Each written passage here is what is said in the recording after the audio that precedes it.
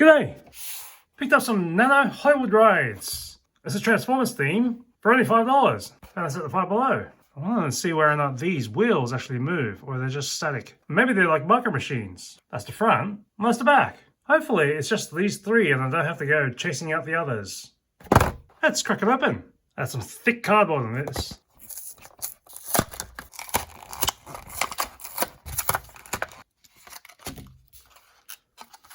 You can really trim this off and use this as decor. So we got Optimus Prime, Bumblebee, and Starscream.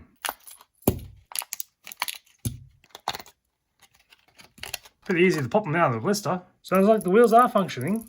Even Starscream here. I think Starscream does have wheels, but they don't really roll. Let's look at Starscream right there. These do feel like micro machines. There's Bumblebee.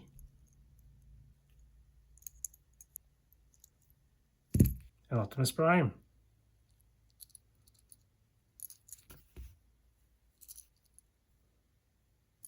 These are all printed in 2022. These also pass off for regular vehicles, except for the logos. These don't transform, but we'll see how they go on the track. So as always, they are very tiny. Optimus here being 1.5 inches, or just under 4 centimeters, by just over a ½ inch and 1.5 centimeters. Not much roll on Optimus. Bumblebee is skidding out. And Starscream just skids on the table. Looks like Starscream is made in 2 parts, and there's a bit of wiggle between the tail and the main body, but nothing suggests I can pull this apart. I don't want to before the nephew gets to play with it. Right, so in terms of trash, we have the backing card and this label. You can recycle that or compost it. Plus the blister, which is just going straight to the trash. So much. I can fit all 3 of these in my hand. Can you tell which hand I have them in? It's this one. It's the left hand. Starscream seems to be popping out a bit on the back end here. I don't know if it's going to hold up much longer.